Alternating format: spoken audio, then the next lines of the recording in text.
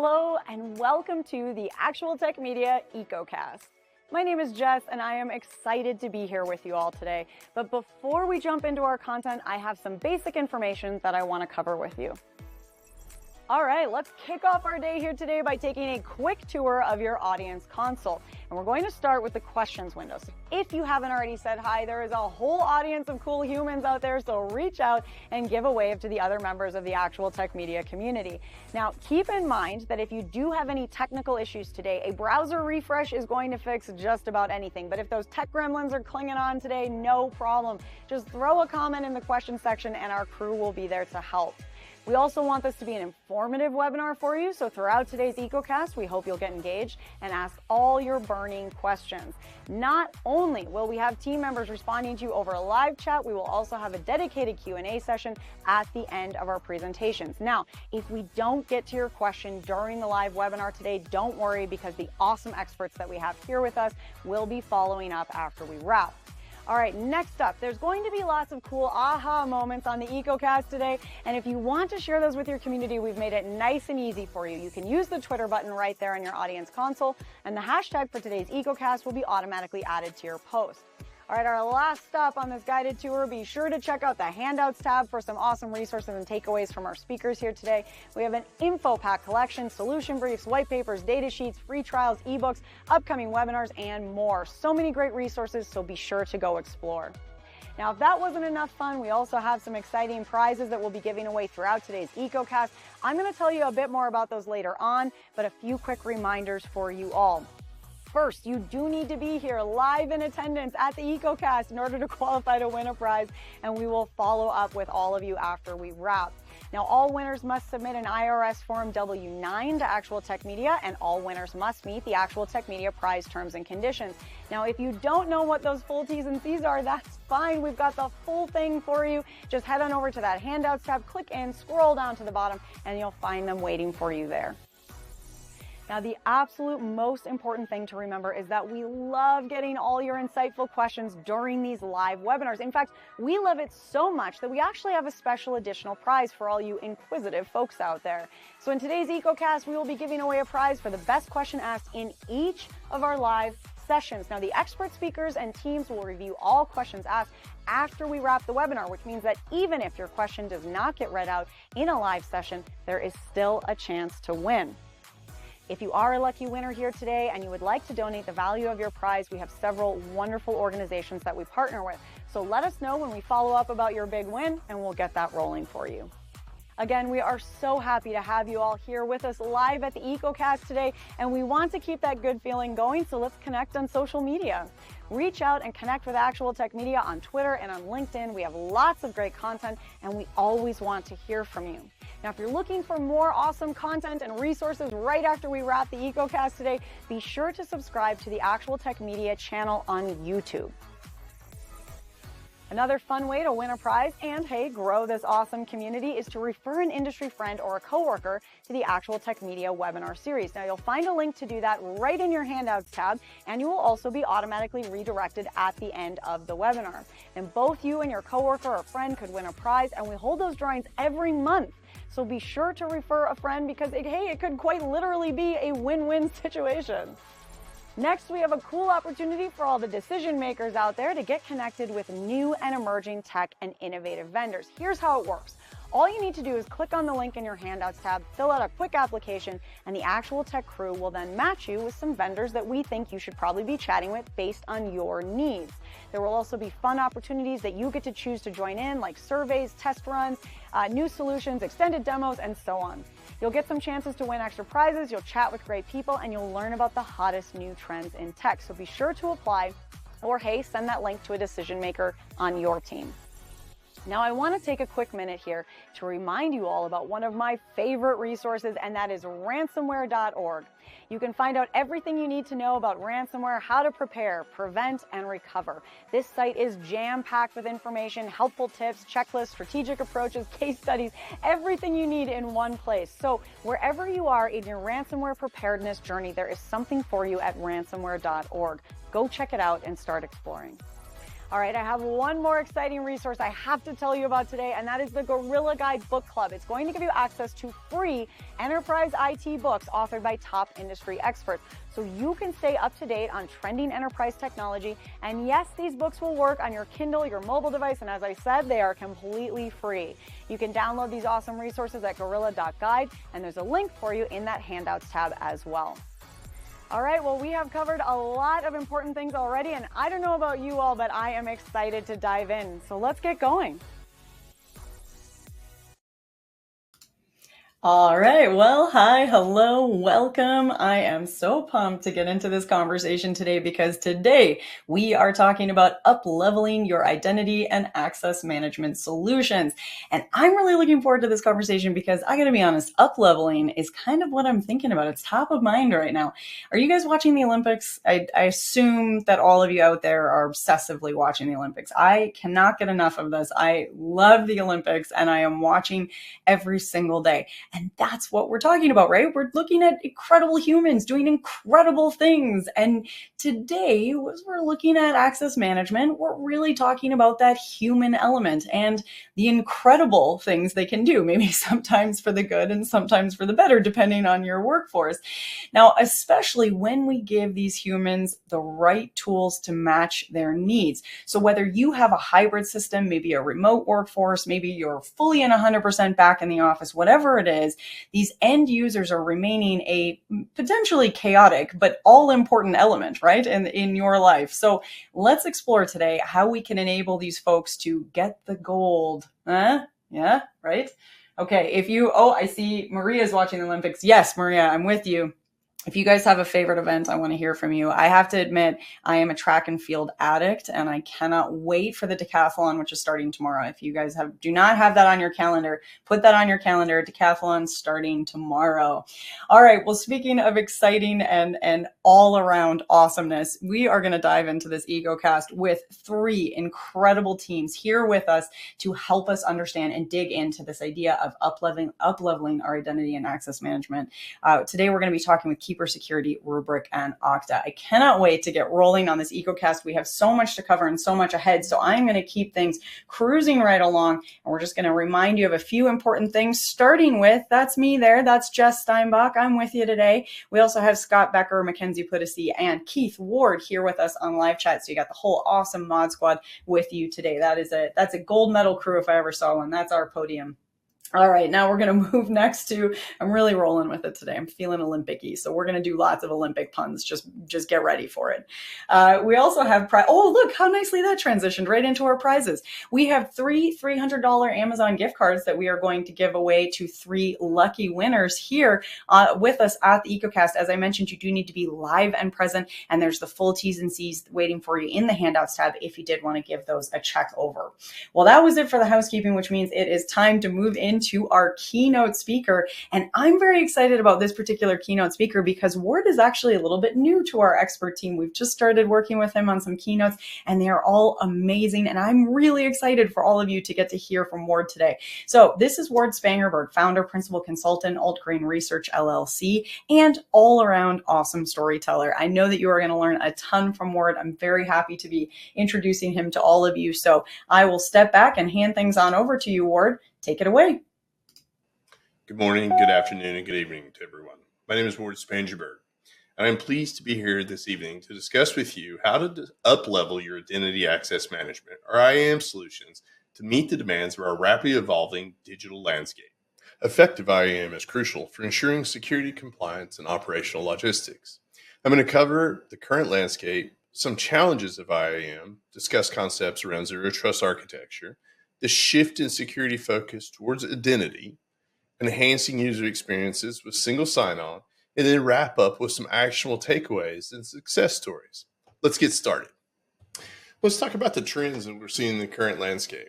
We've had the increased adoption in cloud services. More organizations are migrating to the cloud. As of the end of year in 2023, we saw more than 94% of enterprises reported using cloud services in some capacity. This broad adoption underscores cloud's role as now critical infrastructure within the enterprise. across various industries. This increased use requires enhanced IAM solutions to manage those applications. The shift to the cloud has brought about new security challenges, including data privacy and compliance checks with various regulations. We've seen the rise of remote work and mobile access. We've seen that really started during COVID. It necessitated secure and flexible IAM strategies. Employees have now grown accustomed to that, though. They need access to company resources from various locations and devices. We have to ensure that there's secure access, even as it's become more complex. Additionally, there's the growing number of applications and services. As the number of applications and services used by organizations has grown, so does that need for an effective IAM. Each new application adds complexity to both managing your user identities as well as their access controls. Here's what we're seeing in terms of the challenges. We've got managing user identities across diverse platforms. As our organizations have expanded their digital footprint, so the complexity around managing those user identities across those platforms is blown up.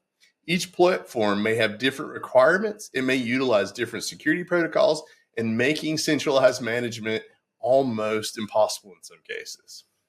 We have to ensure secure access without hindering productivity.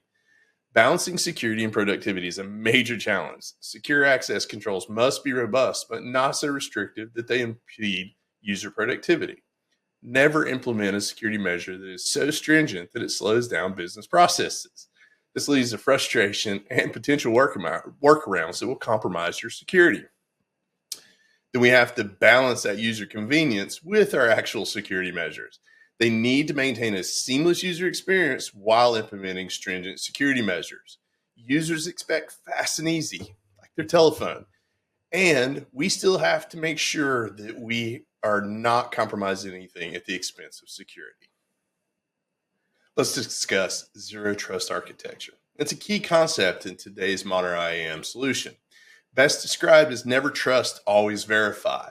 This approach requires continuously validating every stage of our digital interaction with the user. The benefits are huge. We reduce risk by assuming every access request is a potential threat.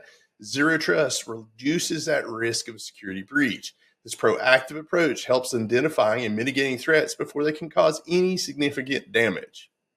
You're going to run into some problems or some implementation tips to pay attention to. When you're looking at your MFA, ensure that your users can provide multiple forms of verification to access the system. This adds an extra layer of security, making it harder for unauthorized users to gain access. When I'm talking about this, make sure not only are we taking it sort of the token, but multiple ways of getting your token, so that when the phone's not available, there are other ways for someone to get the token. We're going to discuss network segmentation. Divide your networks into segments to limit that spread of potential breaches. By isolating those different parts of the network, you can prevent attackers from moving laterally, accessing critical systems. We've discussed this for years at the network layer. We can actually now do these type of things at the software layer. Highly encourage you to investigate those solutions. Can't harp on this one enough. Least privilege access. Grant users, at the minimum, the level of access necessary to perform their task. This reduces the risk of accidental or intentional misuse of privileged accounts. Again, can't stress that one enough. Look, audit, determine what access they need. Don't grant more than that. Something new is actually embracing identity as your new perimeter. Traditional network perimeters are starting to disappear. Identity has become that focal point of security. Identity governance and administration, IGA, plays a crucial role in that shift. It automates user provisioning, deprovisioning, and actually the lifecycle management of your user. Some of the things to look at is sort of that AI machine learning. Leveraging AI machine learning can help actually detect anomalies and predict risk, enhancing the security of your IAM system. These technologies identify unusual behavior patterns and alert security teams to potential threats. Quick example is looking at how a user will use data, how they access data, where they most frequently access that data from, and putting that all together to make a determination as to whether actually we are looking at the real user. We can start to see those anomalies when they're outside of business hours, when they're accessing it. They're using an Android versus the iOS device that they've used in the past. So those type of things become really important as we start to look at how we identity actually affects that interaction within the infrastructure. We can start enhancing our user experience with SSO, or single sign-on. It's a powerful tool for actually improving that experience, and it gives us some security benefits. That means simplified access. It reduces the number of credentials a user has to remember. It makes system access easier, more straightforward. Users can log in once and access multiple applications without having to continuously enter their credentials. It enhances our security by minimizing that need for multiple passwords. SSO reduces the risk of that password-related breach. Fewer passwords, fewer opportunities for attackers to exploit weak or reuse credentials.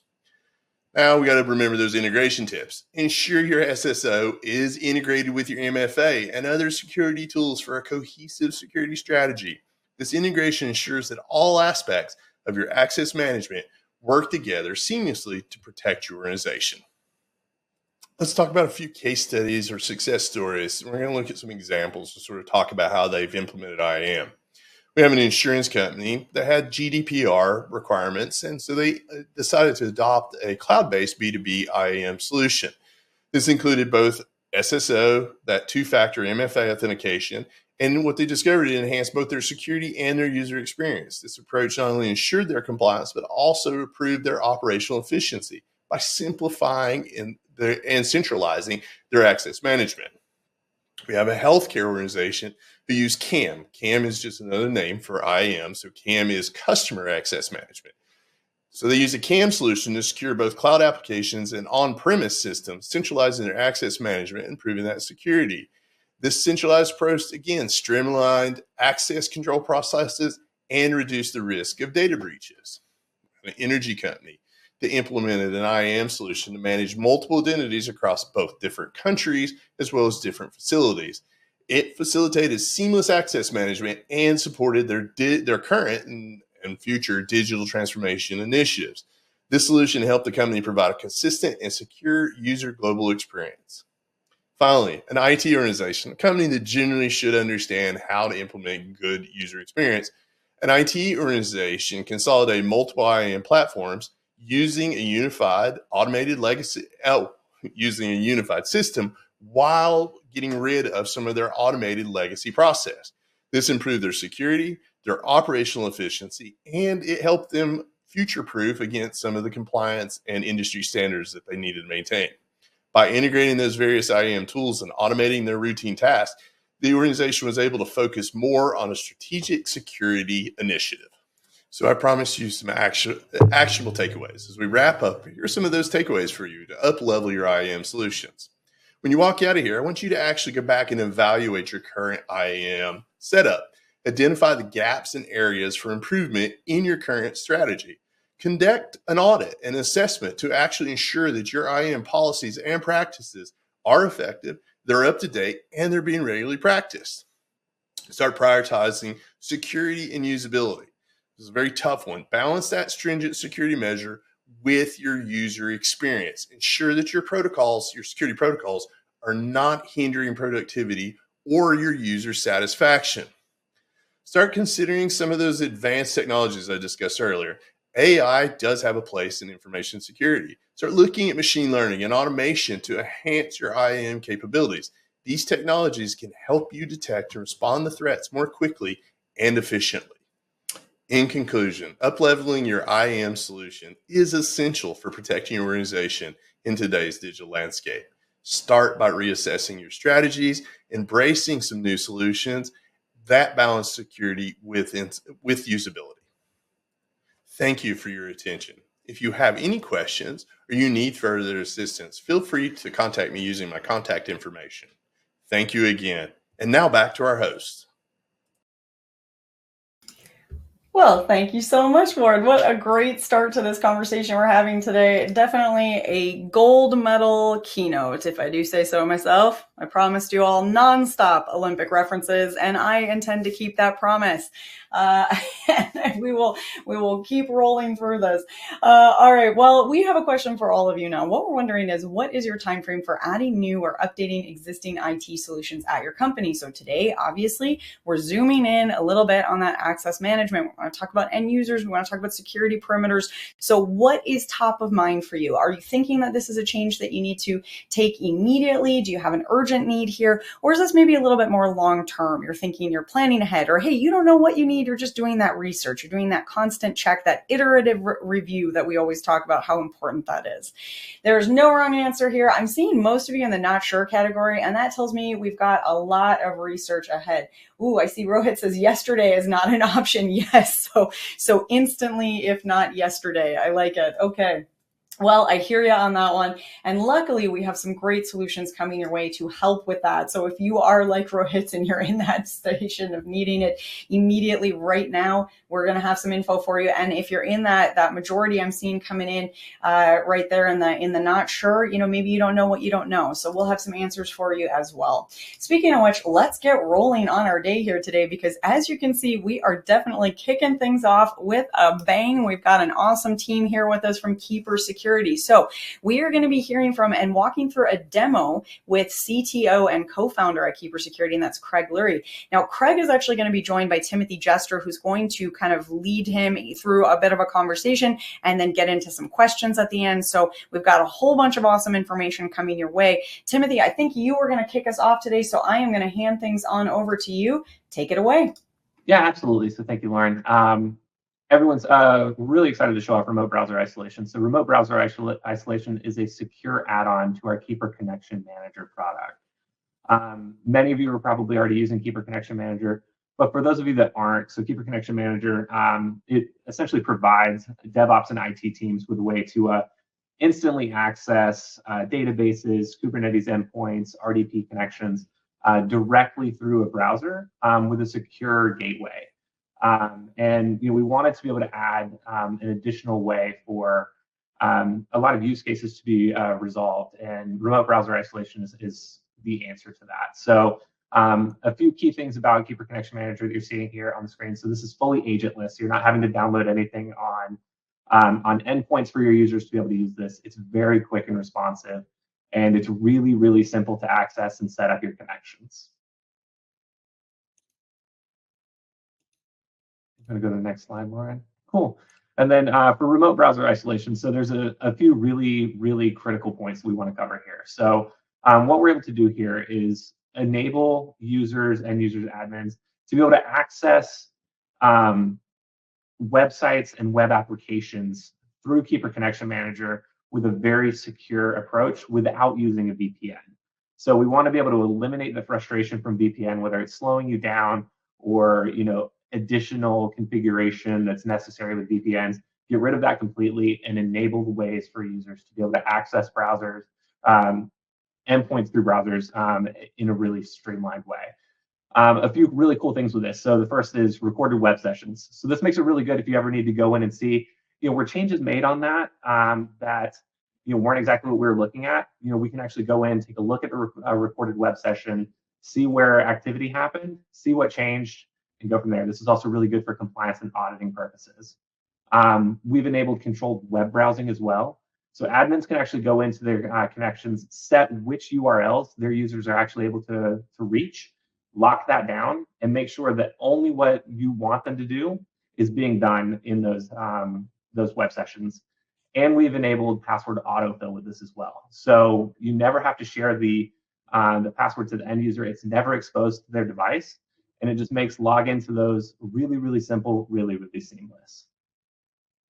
And with that, I believe we'll jump into the demo. So I'll hand it over to Craig.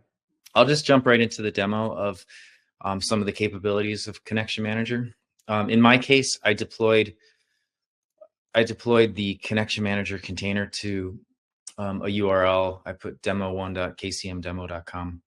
But when you run the installer, you basically have the opportunity to just set up a DNS. You'll set up either your own supplied certificate, or you can use Let's Encrypt, and it'll automatically protect that endpoint. So you can authenticate into Connection Manager either through a login password. So if you're using Keeper, you can use Keeper for it. You can also authenticate a lot of different ways into Connection Manager, and I'll just show one way, which I'll use my connected integration. So I had Azure already integrated. So I logged in with my identity provider. And then once I'm in Connection Manager, you have quick access to any of your connections. Now, and I'll just kind of jump into some of the existing use cases. So this is the My Connections area, which has all the connections that are assigned to me. I'm logged in as an admin, so I have access to all of the different connections, but all the configuration is done over here in settings. So I can set up connections for the different types of protocols. And so I have a lot of different connection types. You can assign connections to users, and you can also assign users to groups. Those groups can be provisioned directly from your identity provider. This product is very, very configurable. So I'm just going to cover just the kind of the main highlights. So back over on connections, just starting off the basic stuff of being able to connect to, let's say, a Linux environment. So I have a Linux Ubuntu machine. So I can connect to it directly from the web interface and kind of do everything I need to do. And so I can just set this thing running, and I can leave that running in the background and be able to switch over to it. Likewise, we support, connecting to Windows machines, of course. And so if I can, RDP over to a Windows server if I want, and same sort of thing. So all of the connections are done through the web interface, and I can access any native protocol. I'll minimize that as well. And now this kind of shows you our new protocol. So we call this remote browser isolation, and I'll show you a few different use cases. So the first one is, for example, I have a connection that I called Jenkins. And this is the use case of where I am going to host internal in my network. I've got a Jenkins server, and it's running some web application. In this case, it's a CI/CD tool, orchestration tool, total on-prem installation. And so when you set up the remote browser isolation protocol now within Connection Manager, there's a few new parameters.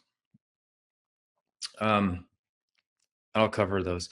So the parameters that are specific to remote browser isolation are the ability to allow the user to navigate. Then you'd set up the URL. So this is like the starting point. So as you can see, this is like I said, I just have a Jenkins server that's running on some port 8080 on some internal server. I can set up the URL, which is like the starting point. And then I can set up the URL patterns, which would be any URLs or domains that are allowed.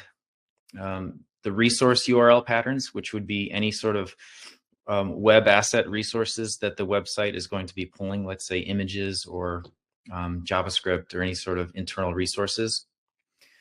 And then we can get into autofill. So, well, actually, I'll just talk about browser profile storage. So browser profile storage, this setting allows you to maintain a persistent session between launching of the remote browser isolation.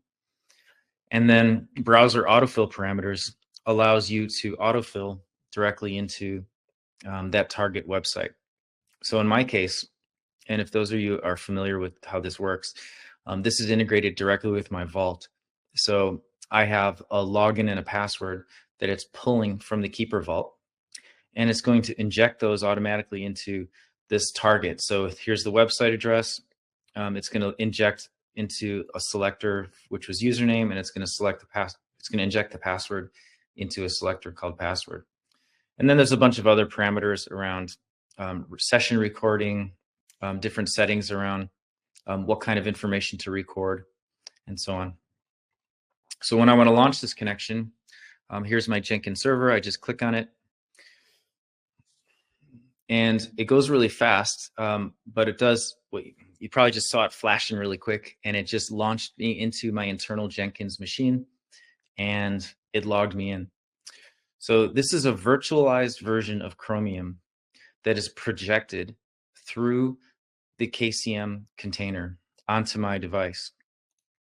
So everything that I'm seeing here and everything I'm navigating to is rendered on the container and then projected over to my device. So you can see that I'm still in the demo, kcmdemo.com, but I'm navigating through this Jenkins build. So I can do whatever I need to do. I can jump over to different protocols if I want. Jump over to Linux, or I can go back to my web browser session. And so that's kind of a quick demo of just accessing an internal web application that's only accessible from the Keeper Connection Manager container. Another example would be if I wanted to, let's say, access some cloud application, and I am going to choose a remote browser isolation session with Azure. So in this case, when I launch this, you'll see what it does, which is it autofills the login, password, and it's clicking buttons, and it's logging me into this Azure account. So the cool thing about what you just saw is that all of the injection of login and password, that was all done on the container, and it was projected visually through my browser. So important thing about that is that those passwords that were injected are never rendered locally in the local DOM of the user's browser. It's always completely hidden and secure. So this was just an example of accessing a cloud-based portal like Azure. Another example is going to show how one example would be that if you wanted to access, let's say, Amazon AWS and the AWS console. And in this scenario, I would, for example, lock the user into only being able to access the AWS console to a specific URL and can't go outside of that. So I'll launch the AWS console. And so as you can see, it takes me directly to the console. And you also see that I've got a little URL navigation bar. So we render this onto the screen and if you allow the user to navigate, you can allow the user to, change URLs. But I've locked this in to only a specific domain, which is AWS and Amazon. So if I try to navigate away from it, let's say I go over to another website, it prevents access. So in this particular session, in this particular connection type, I'm only allowed to go to aws.amazon.com. And if I wanted to, go through the sign-in process, everything, I can do that. So one of the cool things about the browser isolation is that, yes, you can inject directly from the connection type. I can also inject based on if you're an existing Keeper user and you're using Keeper fill for apps, you can also inject directly from there. So if I wanted to authenticate into my Keeper desktop application, for example, and let's say a user has their own environment for testing and their own record in their vault, you can actually use the current hotkeys within Keeper Connection Manager, and you can just go ahead and, just as an example, I can go ahead and autofill those into the target. So this is kind of an interesting way that Keeper fill for apps integrates with the remote browser isolation session. So another really cool thing, and I'll show the recording, but basically, as important thing here is that, let's say in the case of AWS, you can configure your AWS profile and your role policies to restrict access to only the Keeper Connection Manager container.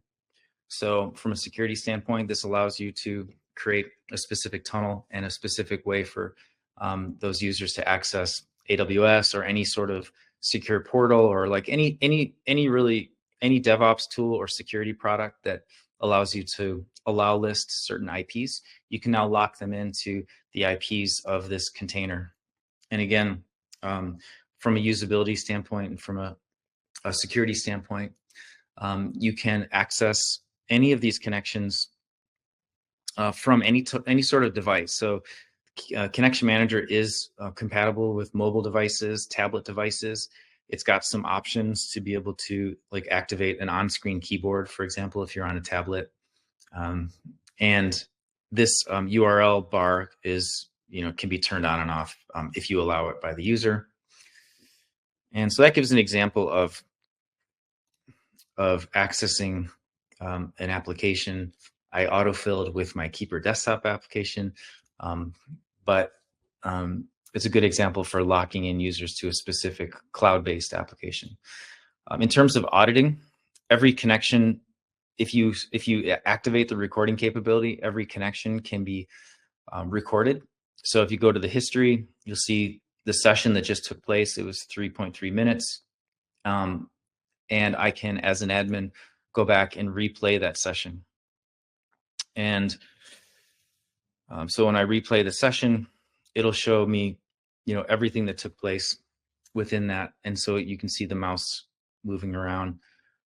You'll see I can jump to the different point of action. So if I hover over this timeline, you can see where there's specific actions that are taking place. So I can jump over to that and see everything that the user accessed. So jump over to that, every action. So in this case, now I can record and play back any interaction with any target website, internal website, cloud application directly. So I can see everything that this person did. So in the case of the KCM on-prem, what I'm showing you here, these recordings, these playback recordings are stored on the container. So we don't have them.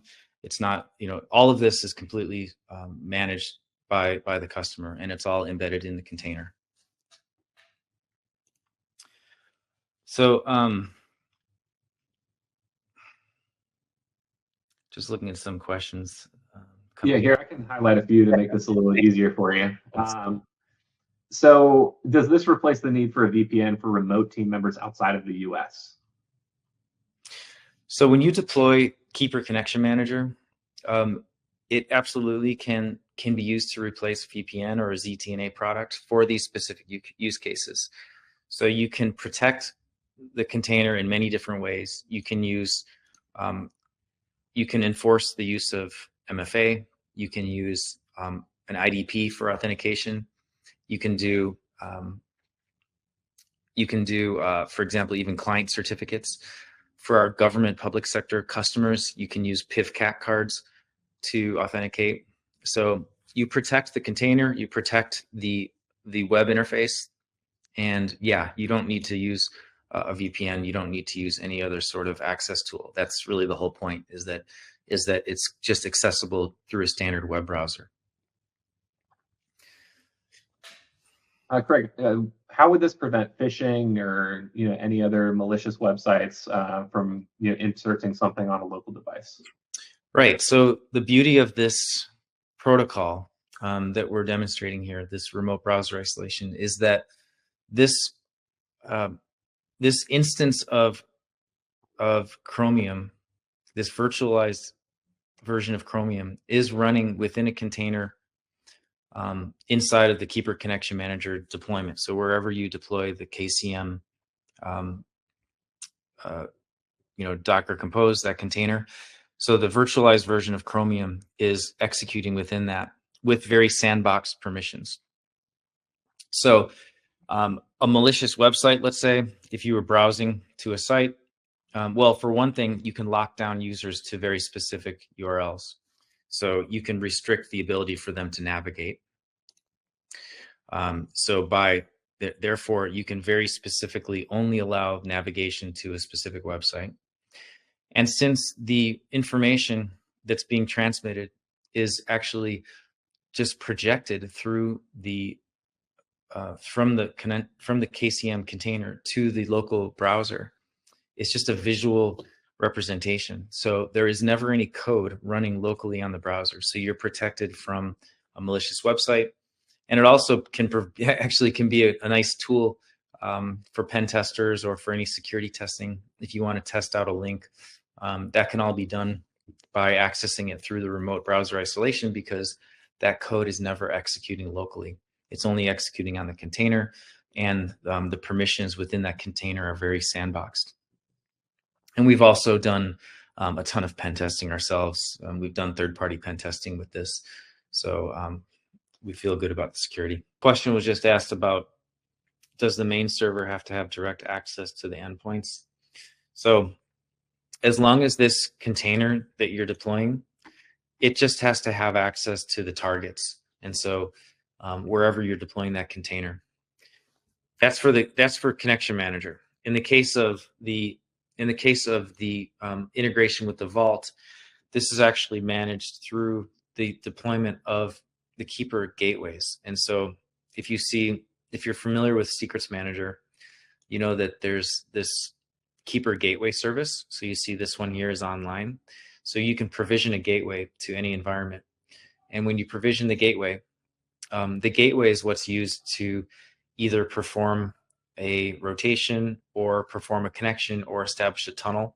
So as long as this gateway has access to the target infrastructure, or if you're installing this into an AWS or an Azure environment, it's going to be using the Azure and AWS APIs.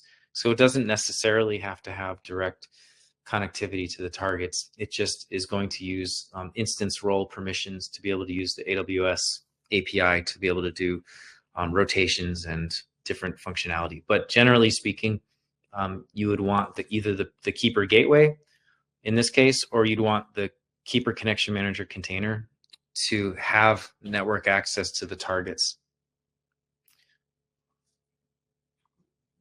And then a couple of other questions, just because I know we're coming up on time. Does this support multiple monitors? Yeah, so you can absolutely load this up in different browser windows and put it all over the place. So it does, but in terms of the target, yeah, it does support multiple monitors. If there's any weird use case that you guys run into that's not working for you, definitely let us know. But I'm not aware of any limitations there. And then we had another question. So, and I feel like this would probably come up a lot with a lot of people in our public sector space.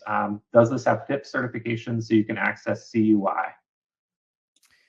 For those who aren't aware, CUI is controlled unclassified information. Yeah, so Keeper does use a FIPS certified module, and so that information is available on our encryption model page. So there's a section that talks about the FIPS validation, so you can look at the FIPS module. There's also documentation on the Connection Manager docs that talks about the actual physical machine and what would be required to make sure that the FIPS is on the actual Red Hat, let's say Red Hat Enterprise environment. The other question was about, so in terms of access, we do support PIV-CAC. I think I mentioned that at the beginning. So the authentication into the tool. So under authentication options, we do support PIV-CAC smart cards. And so this is pretty cool. So you can authenticate directly into the Connection Manager using your smart card. There's a process for it where, as an admin, you can basically configure it to support different subject names. So it'll analyze the certificate. You can specify a list of what public keys are allowed. And then there's a process of basically the user goes to request access, basically, and then the admin approves access. And then that smart card can then be used subsequently to authenticate directly. So we do have a lot of government and public sector customers that deploy this to on-prem environments. Craig, any final thoughts? Just reach out, please. I want to hear your feedback. Thank you. Thank you, everyone. Well, thank you both. Timothy, I really appreciate you staying on to help moderate some Q&A. And Craig, thank you so much for that demo. It's so great to see things in action, to get to walk through a little bit of what we're talking about and see that happen in real time. Lots of great insights and takeaways. And there's still so much more to learn. So we have two ways that you can follow up on this conversation with Craig and with Timothy that we just had with Keeper Security. So step one, there's a wish list up on your screen right now. What would be helpful for you in terms of follow-up? Are you more interested in that data sheet? Maybe you're kind of leaning towards a personalized demo. That's always a great way to go, really jump in and get to know the system and how it's going to work for you. Maybe you just want to start with pricing info or that white paper, whatever it is. You're going to click on the screen right now and let Keeper Security know how they can follow up with you, and they will get you only and exactly what you're looking for. The other way that you can follow up on this conversation is to go to the handouts tab. You're going to click into the handouts tab and you can find wonderful resources and takeaways from each one of our presenters. So let's start with that Keeper Security data sheet on Keeper remote browser isolation. So this is how you can securely isolate web browsing activities and end user devices. So this is going to help you risk mitigate, right? You're mitigating those cybersecurity threats by hosting browsing sessions in a controlled remote environment.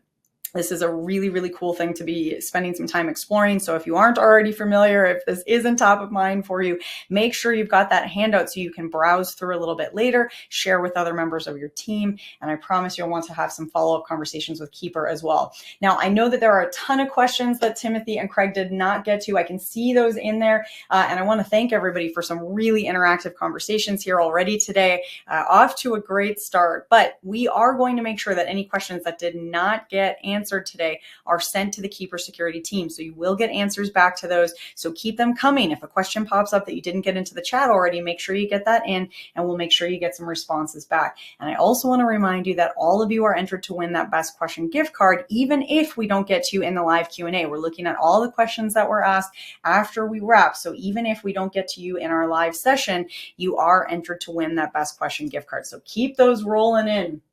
All right. Well, speaking of prizes, let's do a prize giveaway before we keep rolling with the EcoCast. We have a $300 Amazon gift card, and a quick reminder that you do need to be here live and present with us at the EcoCast. But hey, where else would you want to be today? Okay, maybe in Paris, maybe watching the Olympics. But this is second best, close second on that one. All right, close silver is what that is. All right, we have our very first lucky winner of a $300 Amazon gift card going to Ilya Lena from Massachusetts. Ilya Lena from Massachusetts, congratulations to you. We will follow up after we wrap up the EcoCast today, so stay tuned for that. Don't forget, there's still 2 more chances to win an Amazon gift card, and as I said, there's that best question gift card coming at you, so stay tuned and keep asking those questions.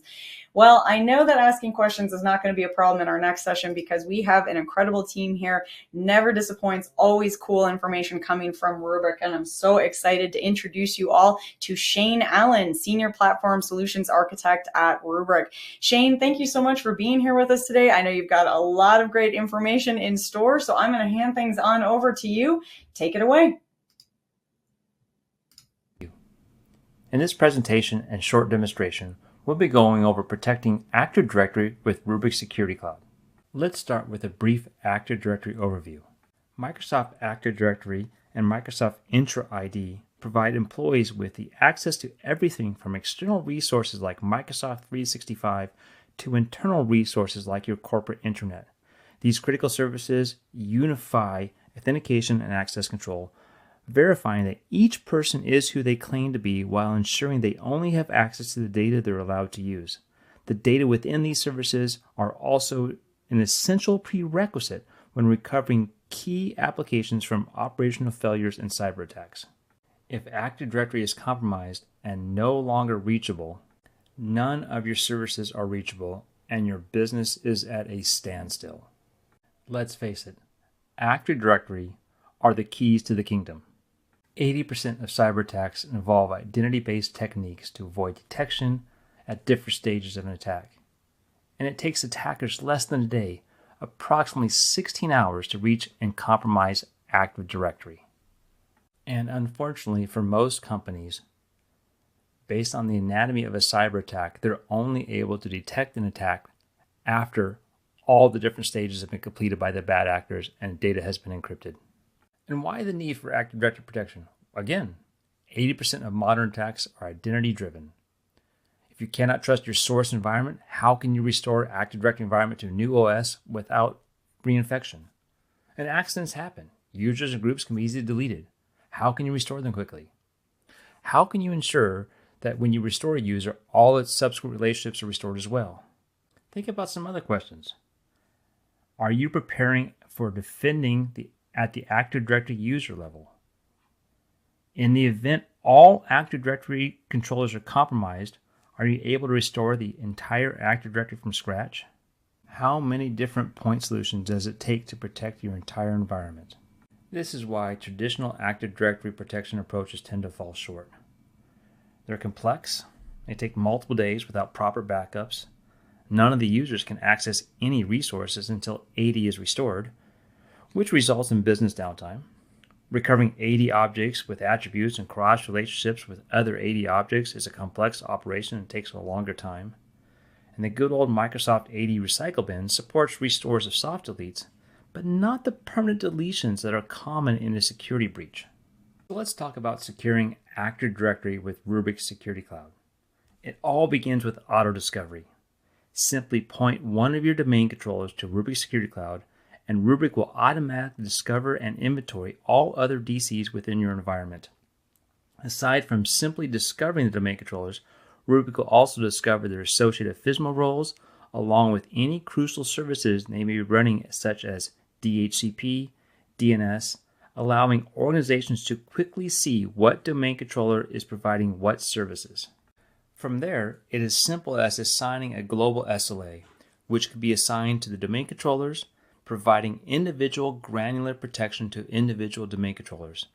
Once an SLA domain has been assigned, Rubrik will automatically schedule and perform backups adhering to the constructs defined, utilizing Microsoft best practices and WP admin to perform the actual backups. When it comes time to recover, there are a couple different options. First, you can recover your entire domain controllers. This can be done in a few different ways. First, you can recover back to the original domain controller. This is a fast and efficient way to simply roll back a domain controller to a point-in-time backup. If the domain controller cannot be trusted, then there are options to recover to a completely brand new host as well. You can recover easily to a new domain controller containing similar hardware. This is useful for organizations that have a gold template or image they use. They can simply create a new instance of that gold image and initiate the domain controller recovery to it. And finally, Rubrik can recover your domain controller to an entirely different bare metal host as well. Utilizing Windows recovery environments, customers can bring up a new host with the similar hardware and initiate the domain restore to it. With all that said, often we don't necessarily recover an entire domain controller. If we accidentally delete a user or notice a group has been deleted, we can simply recover those individual objects rather than go through the time-consuming process of recovering an entire domain. On top of recovering individual objects, Rubrik will restore their associated relationships with other objects, so you can ensure that a recovered user has the same group memberships as they did when they were initially backed up. Let's go back to this anatomy of a cyber attack slide. As I said, most organizations are only able to detect an attack after data has been encrypted. Rubrik customers for many years have been able to detect any encrypted data and been able to determine the blast radius of that data within their environments. Now with Rubrik's Active Directory protection, Rubrik customers can now move down that kill chain and detect elevated permissions within their environment by using the metadata from their Active Directory backups. Let me show you real quick. Metadata from our Active Directory backups feed our user access feature. Why do we do this? Because DLP systems can be bypassed. User and entity behavior analytics is very heavy.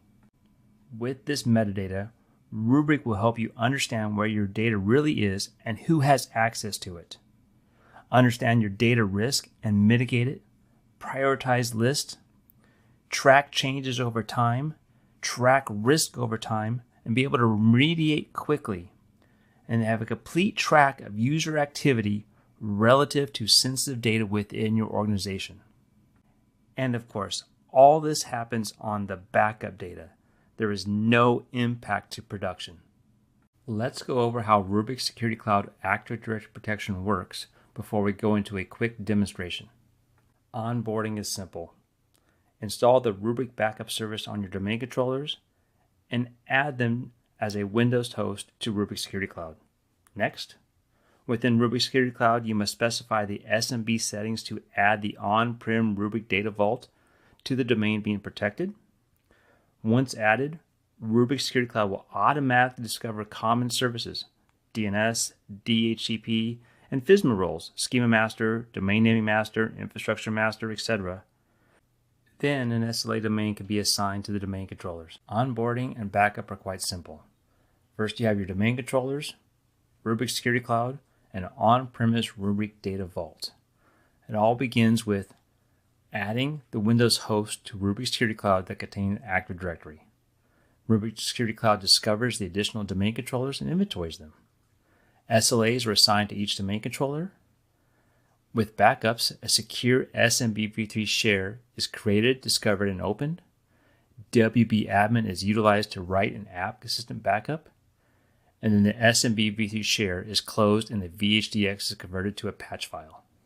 The indexing of our Active Directory backups, we are able to create user metadata indexes that enable querying of user group memberships without the need for production access.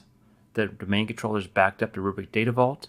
The Rubrik Data Vault stores the snapshot with its immutable file system. The snapshot's indexed. UMD is created and stored alongside the snapshot. The UMD is uploaded to Rubrik Security Cloud, and the user access service queries UMD to resolve SIDs to objects. Okay, that was a quick overview for the onboarding and backup, and how we create the UMD for user access from the Active Directory backups. Here are the restore options. For domain level recoveries, we have basically 3 of them: in-place recovery, alternate host recovery, and bare metal recovery. And we can also do object level recovery. And for the use case examples, for in-place recovery, maybe your OS is corrupted, or maybe you had mass object deletion. For alternate host recovery, that's good for recovery from a cyber attack or disaster recovery. Or bare metal recovery, that's basically when you maybe have a physical domain controller recovery, or virtual to physical recovery, or disaster recovery. And for object level recovery, that's always the case for accidental deletion, malicious deletion, or the occasional rogue script that went away from somebody and deleted a whole bunch of objects. Let's go over the 3 different domain recovery options. In-place recovery, the SMB-v3 share is discovered and exposed via live mount. The host restart in recovery mode and restore is initiated, and the live mount is removed and the host is rebooted. For the alternate host recovery, a new Windows host with similar OS hardware and RBS is added to Rubrik Security Cloud. The SMB-v3 share is discovered and exposed to the host. The host is restarted in recovery mode, restore initiated, and live mount removed. And for restore bare metal, the SMB-v3 share is discovered and exposed via a given IP, secured with custom credentials. And here, the VM or physical system boots into a Windows recovery environment. The path to the share is provided, and then the restore is initiated from the Windows recovery environment, the host is rebooted, and the live mount is removed. With 80 object level recovery, the first step is Rubrik Security Cloud calls Rubrik Data Vault APIs to browse the snapshot. The metadata containing objects within the snapshot is sent to Rubrik Security Cloud. The user selects the desired objects to recover. The snapshot is mounted to the domain controller via SMB-v3 live mount. The NTDS database within the snapshot is opened and the LDAP session is established. Desired objects are restored. The LDAP session is closed and the snapshot is unmounted. And the metadata on the Rubrik Security Cloud is purged. So maybe you have a use case where the OS is infected and can't be trusted. Remember, with Rubrik's Active Directory backups, the backups are completed at the domain level, not the host level. Domain level backups can be restored to new host. If a cyber attack occurs, often the original host can't be trusted, so the restore workflow is deploy a new VM or physical host with simpler hardware, install the Rubrik backup service, add the host to Rubrik Security Cloud, restore the domain to an alternate host, selecting the newly added host. No need to restore infected operating system files. All right, enough of the slides. Let me show you a Rubrik Security Cloud Active Directory Protection demo. I think you'll like it. Okay, before I start the demo, go ahead and get out your phones and scan this QR code. It will take you to the click-through demo that I'm using for this Rubrik Security Cloud Active Directory demonstration. At the end of this webinar, we'll also provide you the URLs for the reference materials and also this click-through demo you can share with your colleagues. Okay, onboarding Active Directory to Rubrik Security Cloud. First, click Next on the Rubrik privacy policy. And we will go through the different steps of onboarding Active Directory to Rubrik Security Cloud. It starts with click on Manage Domain Controllers. Here is where we will add the Windows hosts that are domain controllers within your environment. Select the Rubrik Data Vault they'll be associated with, and then whether you've installed the backup service or need to install it, and then put in the fully qualified domain name or IP address of the domain controller. Click Add. It's that simple. From here, you'll see the Windows host added. When you click on Back to Data Protection, you will see that the Active Directory domain has been discovered, but you need to configure SMB settings for the Rubrik Data Vault in your on-premise data center. Using a user account that can create computer objects, add the Rubrik Data Vault to Rubrik Security Cloud and click Authenticate. That's it, one-time operation. Now you'll see that the domain has been added to Rubrik Security Cloud. That's it. Let's assign an SLA to the different domain controllers. So an SLA basically defines the frequency and retention of the backups. So click on the domain.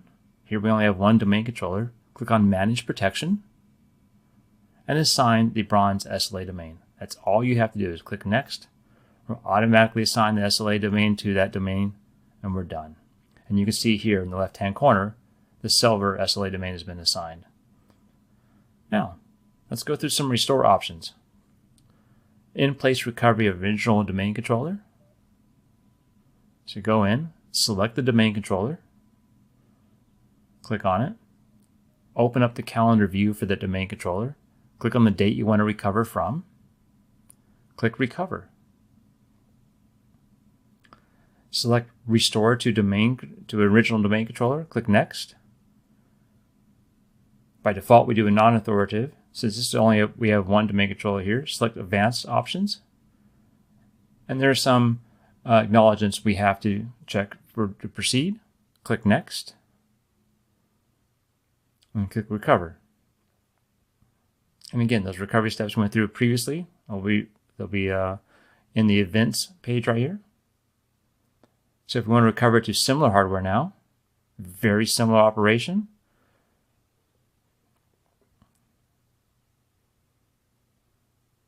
click Next, click on Recover here, and then click on Restore to alternate host, providing the alternate host IP address.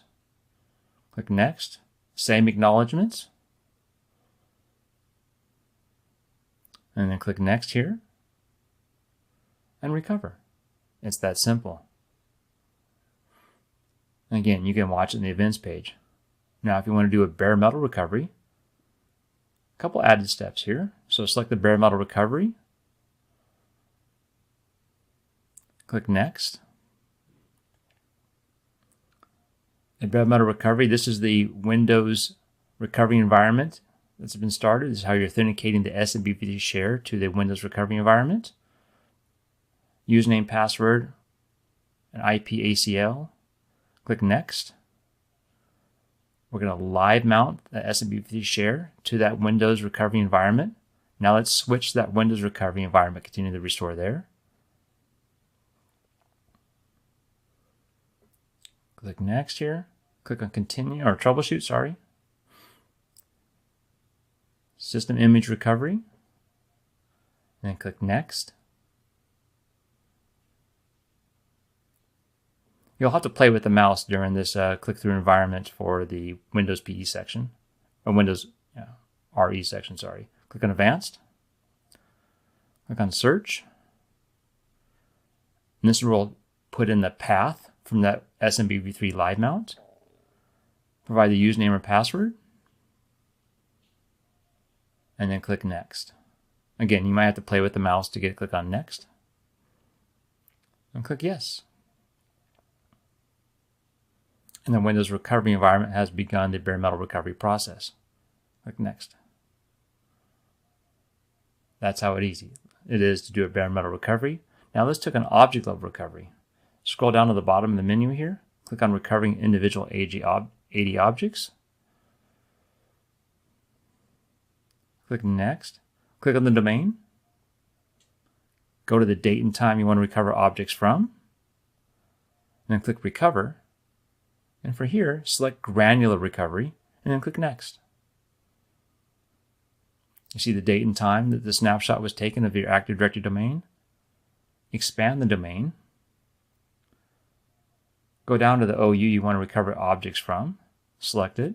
Select the object and click next. And here, there's some options for those objects. Whether you're recovering containers or just the missing objects. Gives you options. And click next here. You can also recover the password or don't recover the password. And then click next. And hit recover. You can see the recovery process has begun. And you can go to the events page here and watch the recovery process. And that completes the short demonstration of the onboarding recovery operations for Rubrik's Active Directory backups. To recap, let's go over a few of the Rubrik Security Cloud Active Directory protection benefits. Data resilience, a SaaS solution for on-prem AD objects, users, and groups, protection against security breaches and accidental deletion, support for crucial Rubrik Security Cloud security capabilities such as air gapping, immutability, encryption, replication, retention lock, RBAC, and archival, and support for user activity monitoring and user access analysis, data recovery, recovery AD through simple search, recursive recovery missing parent objects, recursive recovery missing objects with attributes, and recovery AD as part of a ransomware recovery process, and Rubrik simplicity. SLA domain policy-based approach eliminates need for configuration of multiple jobs, tasks, and you can leverage the simplicity and unified interface of Rubrik Security Cloud with no storage to configure, no external tools to run. And here are some references used in today's webinar. A blog about defending the heart of your infrastructure, Microsoft Active Directory. A datasheet for Rubrik for Microsoft Active Directory and Microsoft Entra ID. And a web page covering Rubrik User Access Analysis. I hope you have enjoyed this webinar about Rubrik's Microsoft Active Directory protection. Have a great day. Oh, thank you so much, Shane. And I see some feedback coming in from Rohit there saying this was an excellent matter-of-fact demo and that you loved it. I totally agree. I think that was a great walkthrough and sometimes nice to just get into it. Just go right into the tool, just start seeing what you can do, start seeing things in action. So Shane, thank you very much for taking the time to walk us through today. Now, we wanted to go a little bit long with the demo, which means that we did not have as much time left for Q&A. So what we're going to do is take all of the questions that you've asked and send them to Shane. We'll get to as much as we can on live chat today. Anything that we don't get an answer to on live chat, we will make sure that we follow up via email. So please do keep getting those questions in. We want to hear from you and Rubrik wants to hear from you. Now, another great way to reach out to Rubrik is to click on the poll that we have, the wish list, the shopping list that's up on your screen right now. Are you more interested in those data sheets? You want those white papers? Are you thinking that a case study would be helpful? Whatever is going to be helpful for you, wherever you're at in that research journey. You know, some of us learn a little bit better by talking it through with somebody. So maybe you want to book that personalized demo. Some people just want to jump in and start reading. If you're a reading person, here's where I'm going to send you. Go over to the handouts tab and make sure you snag the handout from Rubrik. This is on Rubrik for Microsoft Active Directory and Microsoft Entra ID, formerly known as Azure Active Directory, secure critical authentication and access controls from ransomware. So I know there's a lot of words in there that caught your ear, specifically secure, critical, and ransomware. Those are all really important things. So make sure that you've got that sheet downloaded, hang on to that to, spend a little time with, dig in, read, discuss with your friends, and and I was going to say family, but your family may not want to talk about ransomware over the dinner table. Maybe they do, but your colleagues definitely do. So make sure you've got that downloaded and spend some time digging into that once we wrap up our EcoCast today. Don't go anywhere yet because we do have another prize giveaway and we have a whole other presentation. So you're not going anywhere for a minute. Put your feet up, grab another cup of coffee, settle in. We got lots of great content coming your way. But I did say prize giveaway. So let's do a $300 Amazon gift card. And that is going to someone who is here live and present at the EcoCast with us today. Our next lucky winner is Beverly Holiday from Texas. Great name. I love that. Beverly Holiday from Texas. All right, Beverly. Well, you will get a message from us about that $300 Amazon gift card. So stay tuned for that. That's coming at you after we wrap. Now, don't forget that we have that best question gift card as well. So we're looking at all the questions that are coming in throughout the session. Even if we don't stop for that live Q&A, you're still entered to win. So make sure that you're getting those questions into us. All right. Well, that is it for this prize. Let's move things along because, my friends, all right, but for now, let's keep zipping right along in the EcoCast, and we are definitely keeping the good times rolling here as we approach the very last expert team of the day, and that is the awesome Okta crew. Up next, we will be chatting with Elizabeth Byers, Senior Product Marketing Manager at Okta. Elizabeth, thank you so much for being here with us today on the EcoCast to bring us on home. You are our grand finale. I cannot wait to hear a little bit more about what's going on at Okta. So I'm going to hand things on over to you. Take it away, Elizabeth. Hi, everyone. Thanks for joining today's webinar focused on CISO's Guide to Unified Identity. Of course, today's content isn't solely focused for someone with a CISO title. We'll welcome anyone with an interest in the intersection of security and identity to dive in with us. I'm Elizabeth Byer, and I work in product marketing, and I'll be your presenter today. Please feel free to drop your questions in the Q&A section, and I'll do my best to answer those as we go along. Before we dive in, I want to show you our safe harbor slide. We may talk about some features or releases that may be rolled out at a later date. Please only make purchasing decisions based on what is in the product today. Today, we're going to talk about a few things. We're going to be talking about how identity is part of your security architecture. We're also going to be talking about the challenges that you're facing today as a security leader, specifically around fragmentation. Then we're going to move into talking about unified identity. And then lastly, we'll wrap up with a use case and a short demo. Over the last decade, and with the sheer innovation and access to information, two major trends have emerged to drive a dramatic change in the demand for identity. The first is that identity has become the primary enterprise security entry point for all workforce and consumer applications. And as an industry, the volume and complexity of attacks against entities large and small is continuing to accelerate. These trends have drove a significant shift for Okta and enabled us to evolve from just connecting people with technology to actually serving as the most critical entry point for protecting any organization's important data. Detecting and protecting against these attacks is a mission-critical requirement. Let's start with a fundamental truth. Identity has become the new perimeter. Gone are the days when a secure firewall was enough to keep the bad guys out. In today's evolving threat landscape, identity is the key to the kingdom. And the stats here paint a sobering picture. In 2022, nearly 80% of organizations suffered a security breach, and then 86% of those breaches could be traced back to compromised credentials. The real eye-opener is that attackers are no longer content with just stealing their credentials. They're exploiting post-authentication vulnerabilities, hijacking sessions, and moving laterally through networks with an alarming ease. The chart on the left here from CISA indicates that all of the top 10 malware strains in 2021 were able to act post-authentication and steal session cookies. This method of stealing session cookies gives bad actors a covert avenue to access and control an active session and poses a substantial risk beyond initial unauthorized access. So not only is identity a critical attack surface and the new perimeter, but security leaders have more to worry about. a top challenge that we're hearing from our customers, and analysts have confirmed this, is the idea that fragmentation is making your job exponentially harder. This fragmentation comes in a few different flavors. The first is technology.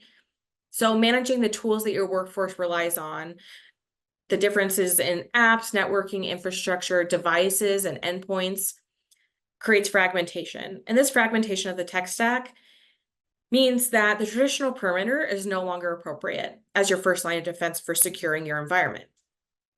The second level of fragmentation is people, whether that's fragmentation in the location of your talent or the fragmentation of processes or the fragmentation of worker type if you have remote or contractor employees. And the third flavor of fragmentation that's occurring is just fragmentation in security tools specifically. The critical thing here is that security tools should be fragmented to some degree. You want defense in depth and you want best of breed. But it's just a challenge when you're talking in terms of signals that you're getting, information identity, fidelity, and the different noise, and the list goes on. Within those security tools, we're going to be talking about identity fragmentation.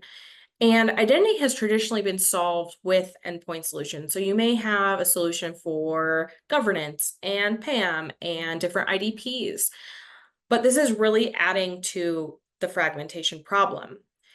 It's expanding the attack surface and leaving organizations more vulnerable to identity-based threats. So things like phishing attacks, account takeover, brute force, and ransomware.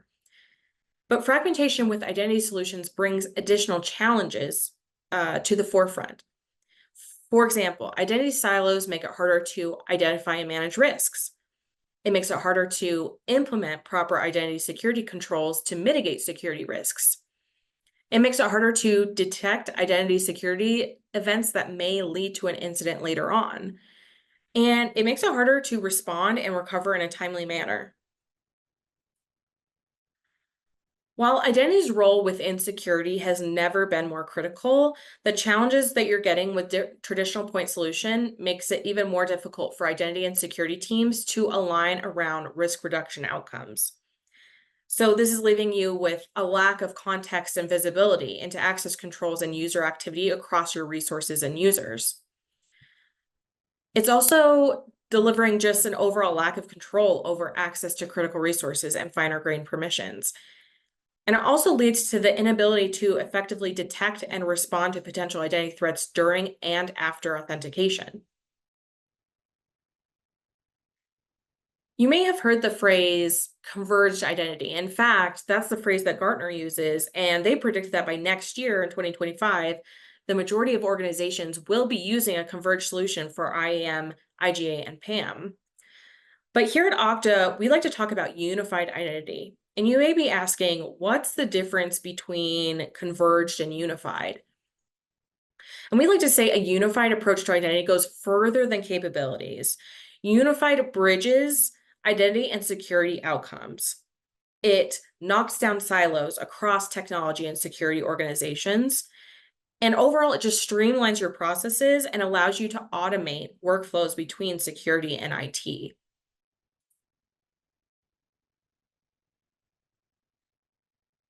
Beyond access management, IGA, and PAM, a unified approach extends across identity disciplines.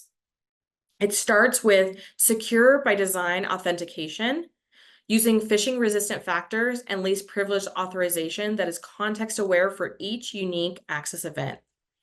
Then you layer in posture management to provide holistic visibility of your identity posture across your organization and infrastructure, and expose and prioritize issues based on risk and blast radius. You also need to continuously monitor for threat signals across your tech ecosystem to be able to detect and neutralize identity attacks in real time. And then you also need to have a system that continuously reinforces access governance and zero standing privilege controls throughout identity lifecycle and across your tech stack. The combination of all of these is what drives end-to-end identity security outcomes for your organization. And with these outcomes and taking a unified approach, you're able to have a single pane of glass that gives you the visibility into risk across your entire ecosystem. And identity sits at the core. And with doing this, you strengthen security by extending risk signals across your identity controls and eliminate the gaps. You increase efficiency, tightly integrating capabilities and enabling automation that saves you time and dollars. And you drive agility, speeding technology adoption and making it easier for end users to get their jobs done faster. And the combination of all of these three things leads to security outcomes like preventing identity-based attacks, enforcing least privilege, and reducing time to detect and respond to threats. When you're building and maintaining an identity program, Gartner identifies that there are three components of identity for security: consistency, being context-aware, and continuous. As we move into the use case now, we'll see how Okta does all of these and drives security outcomes. Okta unifies identity security across the spectrum of posture, access, governance, privilege access, and detection and response to centralize and tightly integrate every aspect of identity at your organization. So we do this by three different use cases. First stage is discover and determine. Second is enforce. And third is detect and respond. All of these are critical to your identity security. And while each one requires focus, it's really the collective that are all required to meet today's security needs. Now we're going to talk about each of these stages in a little bit more detail and then show you how Okta enables this end to end. Let's start with discover. You can gain full visibility of your overall identity security posture, discover standing permissions and entitlements, administrator accounts, and MFA and SSO misconfigurations across your SaaS applications, privileged accounts, and on-premise resources. Okta's Identity Security Posture Management connects to your IDPs and your SaaS apps, and then leverages industry threat intelligence sources to deliver a global and intuitive picture of your identity security posture. The dashboard synthesizes all issues into risk categories like MFA coverage, excessive privileges, identity sprawl, password hygiene, and so on. And then it lists the top issues and high-risk users, and then you're able to track your overall remediation level. Identity Security Posture Management is just the beginning of identity insights that you get with Okta. Okta administrators can also go even deeper and gain full visibility into their user entitlements, admin roles, and critical permission sets. You can see user access levels like who has what level of access across your software as a service applications, privileged accounts, and on-premises solutions. Once you have this visibility component, this really enables your teams to determine the right secure by design access controls and policies to enable strong authentication, privilege access, and governance to maintain a least privilege standard consistently. You can also continually ensure users have the right level of permissions by running access reviews and certifications. You can determine if a user should continue to have elevated access and ensure only the right users have the right level of access to the right applications at the right time. Moving into our second use case, enforcing. So now that you have visibility, you can discover and determine the right access controls for your roles and responsibilities, right? But then you need to actually take steps to enforce these controls and least privilege posture. Enforcing starts with SSO and MFA, but goes beyond that. You need to enforce the strongest level of authentication for all of your applications by implementing phishing-resistant factors like biometrics. Another example of how you can enforce is making sure that the right person has the right access at the right time using time-bound access requests across admins or other sensitive permissions.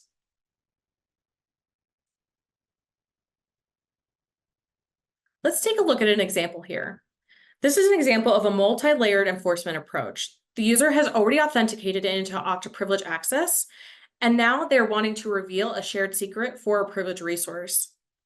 We had already set the policy to require a transactional MFA step before the password is revealed to the user.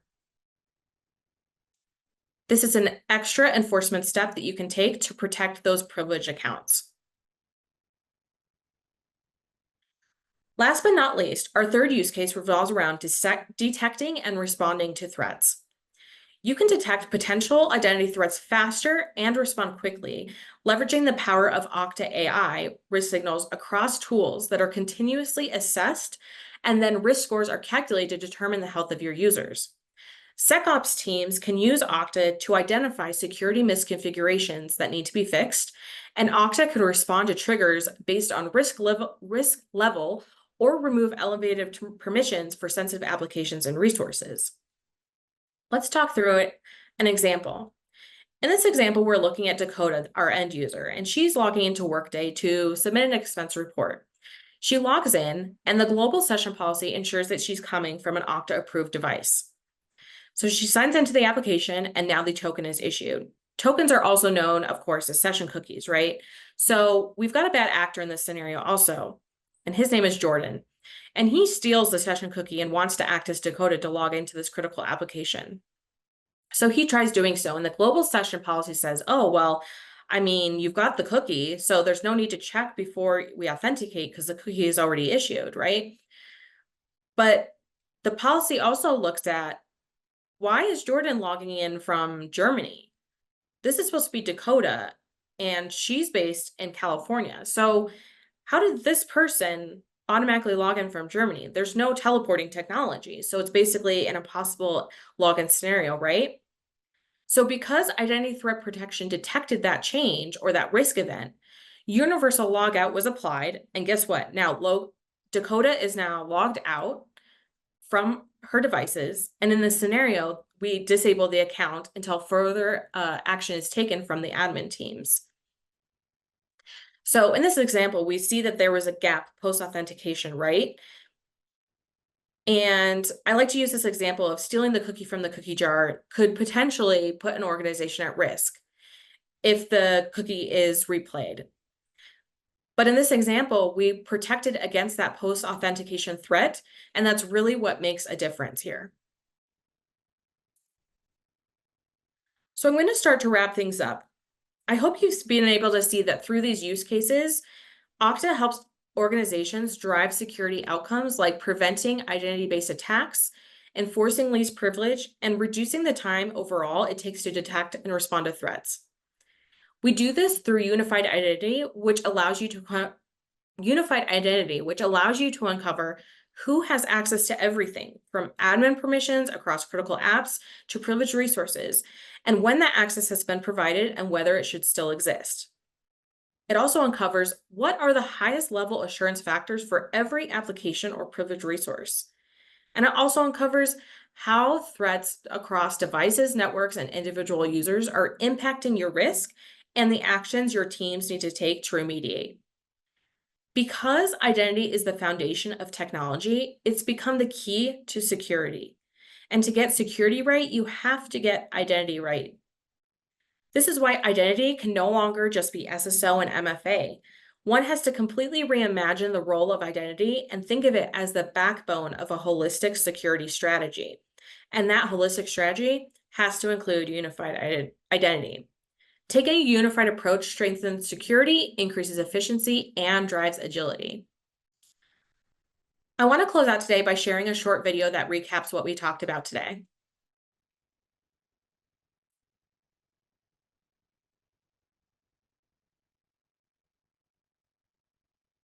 No one disputes the importance of identity security in today's threat landscape, but SSO and MFA alone won't solve your identity security challenges. Security leaders need identity solutions to look beyond authentication, to gain visibility and uncover gaps in their security posture proactively, to detect identity threats and respond before an attack becomes a breach. But individual point solutions and poorly integrated suites only add more complexity and confusion, resulting in more silos and bad outcomes. Go further than simply converging identity tools. Unify your identity security with Okta Workforce Identity Cloud. Discover critical roles, resources, and misconfigurations across your organization's app and infrastructure stack. Determine least privilege access controls and policies through a single control plane. enforce phishing-resistant biometric authentication for every device and operating system, detect threats with AI continuously, and respond with risk-driven automated actions and universal logouts. Unify identity security to prevent identity-based attacks, enforce least privilege, and detect and respond to threats in real time. End-to-end identity security starts and ends with Okta. No one disputes the importance of identity security.